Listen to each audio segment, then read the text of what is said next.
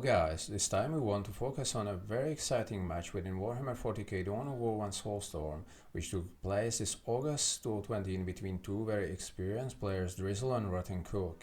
In fact, these players are on the very top of the ladder in their respective factions. Drizzle is Korean Imperial Guard player ranked around 2300 MMR, almost 2400 at the time of the match, and alixUK is similarly rated Necron player. They are both also very quick players. alixUK has average actions per minute around 200 and Drizzle around 270 APM. If we compare it with, for example, StarCraft 2, these numbers are already safely in the Grandmasters section. Of course, this game is quite different, and there can be players at the absolute top spots of the ladder having APM around 100, which in StarCraft 2 is just typical for Platinum League. But don't be fooled by this. This real-time strategy is quite different, and I believe attention splitting is very important here because of constant action and harassment at many stages of the game. I feel in this game more emphasis is put on knowledge because some mechanisms like Overwatch alleviate the mechanical burden of players. On the other hand, attention management can be harsher here for new players than in more mechanically challenging games at first. Well, why to present this specific game? I want to show some meta play for Imperial Guard versus Necrons. On the same time, I wanted to choose the game which is very tense.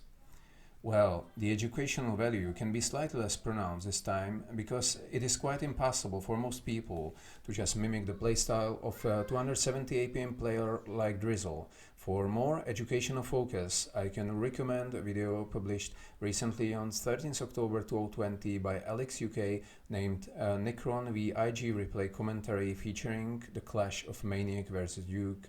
I am of course not saying these strong players are easy to mimic either. Anyway, there are some recommendations which are probably easier to implement, like plasma gun focused armament for guardsmen squads instead of grenade launchers. Well, let's see what happens in the game. Map is Fata Morga, which is according to the Stats.ru website the most popular map in this game. Drizzle spawns to the north and he selects guardsmen and builder production at his headquarters. His engineer builder starts infantry command and shift queues first generator. This first generator is important early on, that you can reinforce command squad and time a bit later. Both priest and psyker cost some power resource. Guardsmen are going to serve the purpose of strategic points capturing early in the game, and they don't need to be reinforced prematurely. Drizzle uses the resources on listening posts early on to help economy flourish and to prepare some defensive structures.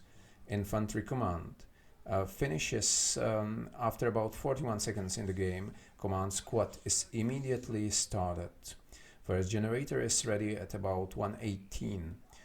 Then listening posts are quickly following with their own completion. Nearest to next to headquarters before second minute mark at about 140 and 150.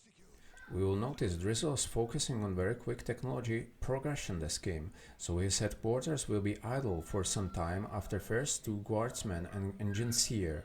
No third guardsman squad plan. No commissar also. Most probably he considers Necron slow in the beginning, so he doesn't need to produce many units on tier 1. That doesn't mean he refrains from any aggression. He is planning harassment with the command squad at the Necron main, starting slightly before second minute mark. With this composition of the command squad, General, Priest and Psyker. Psyker is going to finish during harassment. Command squad starts harassing Scarabs around 158 and is able to eliminate one Scarab squad entirely to slow down Necrons a bit. This hit is not crippling, but it has some meaning for sure. I guess collecting small successes is the most what can a player hope for when facing very strong opposition. Not all the means of aggression and disruption are reserved just for the command squad. At about 2:30, one of the guardmen's squads tries to touch the strategic point near the Necron relic location to mess up a bit with Necron cupping pattern. Behind this Imperial Guard player Drizzle builds his own economy. Second plasma generator is started before 2:40 and finishes just after third minute mark. At 2:29, listening post above the outer western strategic point was finished at the Imperial Guard's base position. Listening post 1 upgrade started immediately. Before 3:15, the Imperial Guard relic listening post is finished, partly speed built by 2 engine seals. Well, let's go to more general level for a short while. In real-time strategies, there are generally distinguished 3 main strategies: Rush, Boom and Turtle. What is Drizzle's strategy now? Obviously Turtle. That means playing safe and with defensive focus to reach strong unit composition. And what is very important, headquarters upgrade into battle command.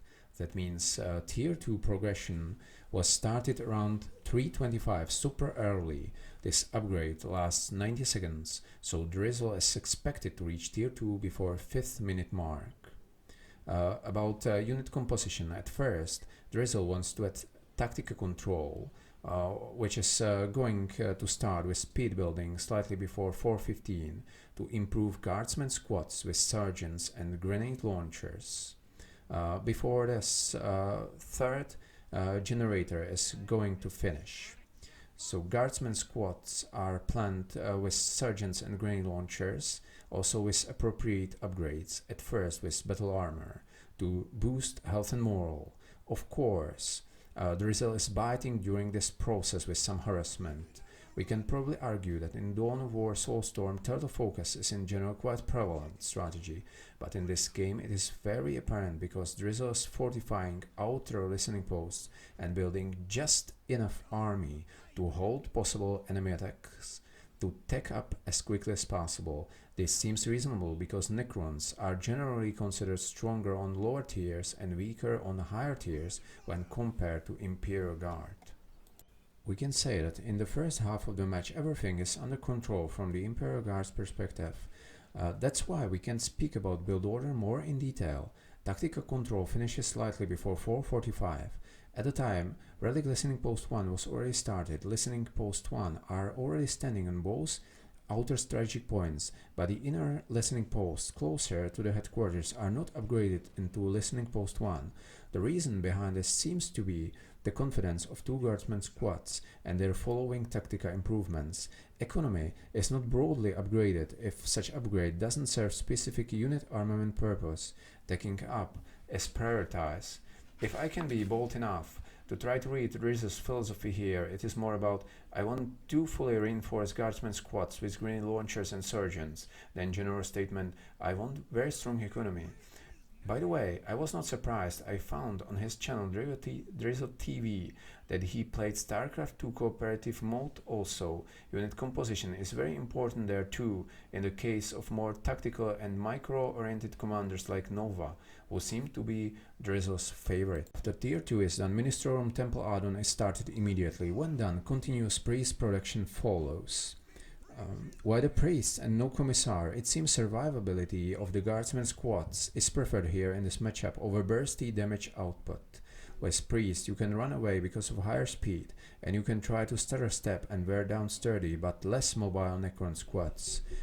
Around 5:30, 4th generator was done before 6-minute mark. At 6:18, 5th generator is initiated.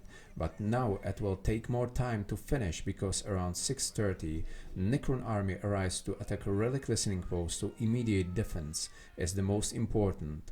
Battle armor upgrade already finished around 5:30, granting the guardsmen 25% health boost and 100 more bonus. Satellite targeting resolution tactical upgrade started slightly before 6-minute mark and finished on time 6:28. This upgrade provides 20% less gun, plasma and less pistol range buff, and it is also prerequisite for planned weapon specialization, boosting grenade launcher damage and adding more heavy weapons within the guardsman unit.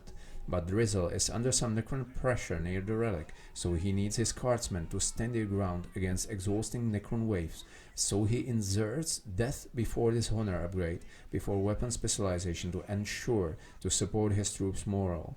Death Before Dishonor gives plus 100 morale, slight health buff per guardsman, and it speeds up guardsman morale regeneration twice. This upgrade was started around 7th minute to finish 7:22.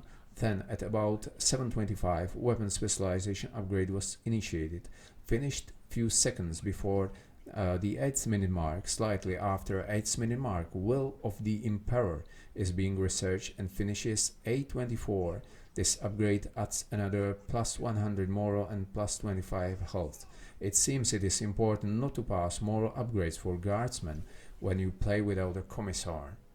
Battling against the Necrons near the relic fortified position was without any significant infrastructure damage for the Imperial Guard and therefore apparently successful. Two guardsmen squads with grain launchers, sergeant and priest, supported by command squad and fortifications, proved to be solid defenders. When the pressure was strong, guardsmen squads were kept alive by frantic reinforcing. Drizzle placed a heavy water turret near the relic and went for counterattack at around 7:40. This most probably was the point in the game when the game started to be a bit more unclear, because the Necron player defended his base entrance with Wraiths and Necron Lord, which proved to be very unpleasant types of units.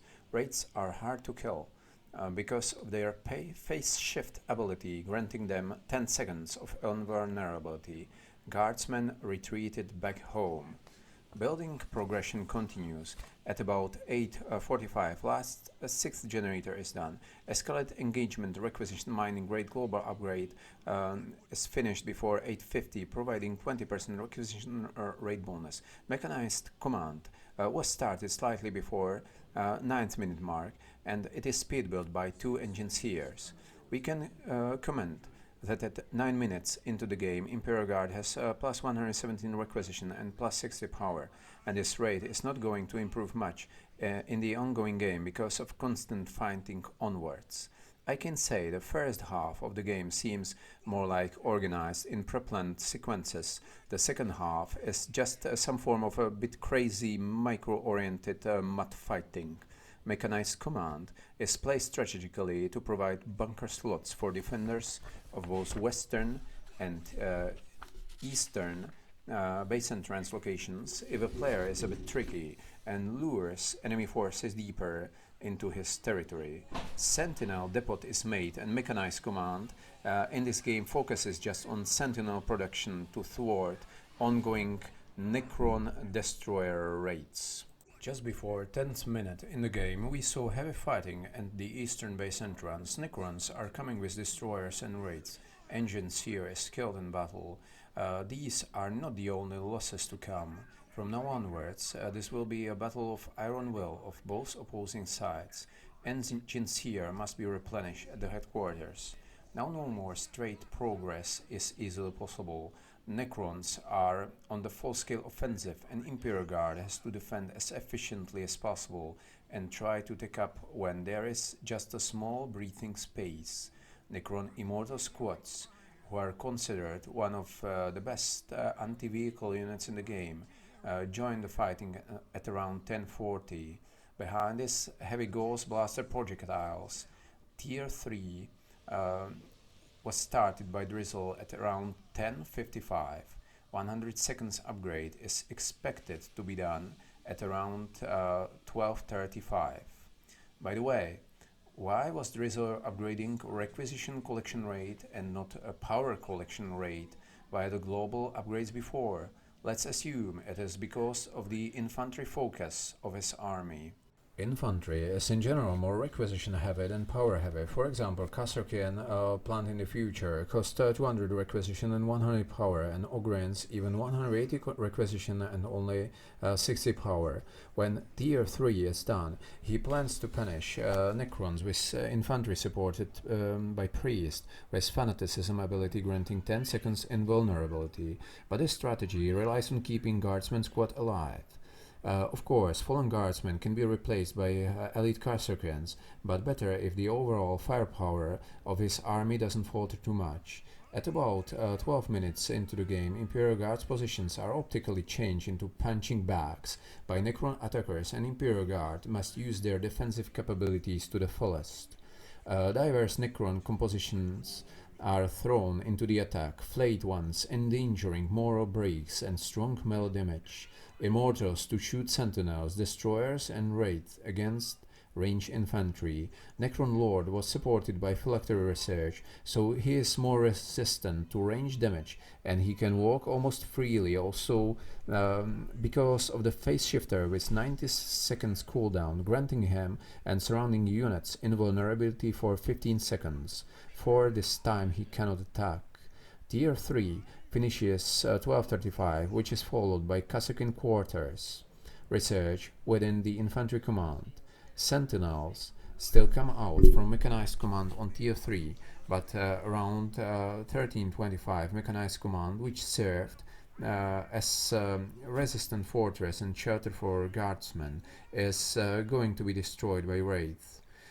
We can see many diverse clashes. Occasionally Sentinel is being repaired by Engine Seer. Both guardsmen squads survive, but in one of them grenade launchers operating members were vanquished. Sentinels are fighting destroyers preferably, and guardsmen are holding against flayed ones, Wraiths and Necron Lord. Well, we spoke about firepower for Imperial Guard units, but now it seems to be more about the survivability with the help of fortifications.